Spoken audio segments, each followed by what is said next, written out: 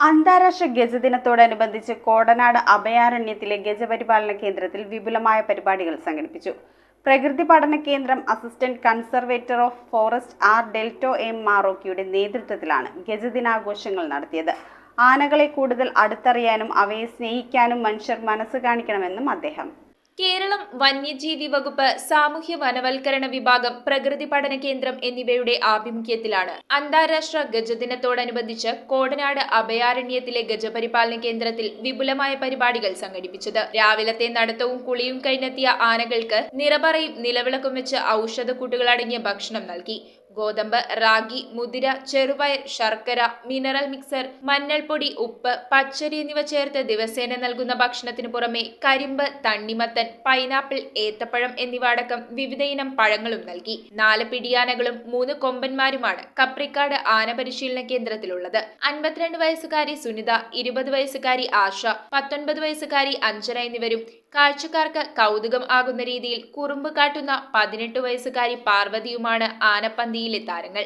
9 വയസ്സ് വീതം പ്രായക്കാരായ ഹരിപ്രസാദ്, അഭിമന്യു, പാലക്കാട് അട്ടപ്പാടിയെ വിറപ്പിച്ച 46 വയസ്സുകാരൻ പീലാണ്ടി ചന്ദ്രു എന്നിവരാണ് അഭയാരണ്യത്തിലെ മറ്റ് ഗജകേസരികൾ. പ്രകൃതി പഠന കേന്ദ്രം assistant conservator of forest R ഡെൽറ്റോം മാറോക്കിയുടെ നേതൃത്വത്തിലാണ് കോടനാട് അഭയാരണ്യത്തിലെ അന്താരാഷ്ട്ര ഗജദിനാഘോഷം നടന്നത്. ആനകളെ കൂടുതൽ അടുത്തറിയാനും അവയെ സ്നേഹിക്കാനും മനുഷ്യർ മനസ്സ് കാണിക്കണമെന്നും അദ്ദേഹം പറഞ്ഞു. ഇപ്പോൾ അടുത്ത് നടന്ന ഉരുൾപൊട്ടലിൽ മനുഷ്യന്മാർ വളരെയധികം ഭയന്ന് കാട്ടിലേക്ക് കയറിയപ്പോൾ സംരക്ഷകരായി നിന്ന ആനയെയും ആനക്കൂട്ടത്തെയും നാം മാധ്യമങ്ങളോട് അറിഞ്ഞതാണ്. അപ്പോൾ ആനയ്ക്ക് ഒരു സംവേദന ശേഷി, മനുഷ്യനെ മനസ്സിലാക്കാനുള്ള ഒരു കഴിവുണ്ട് എന്ന് വളരെ ശാസ്ത്രീയമായ രീതിയിൽ തെളിയിക്കുന്ന ഒരു സംഭവമാണത്. പിന്നെ വർദ്ധിച്ചു വരുന്ന മനുഷ്യ വന്യജീവി സംഘർഷത്തിൻ്റെ ഈ സമയത്ത് ആനയെ ശത്രുക്കളായി കാണുന്ന ഒരു മനോഭാവം പൊതുജനങ്ങളിലുണ്ട്. അതെല്ലാം മാറ്റിയെടുക്കേണ്ടതുണ്ട്.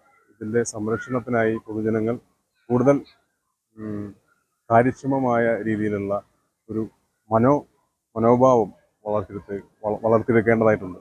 News bureau, Perumbavoor.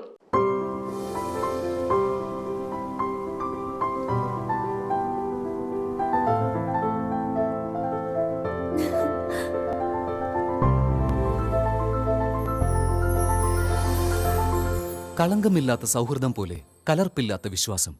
കല്ലൻസ് ജ്വല്ലറി.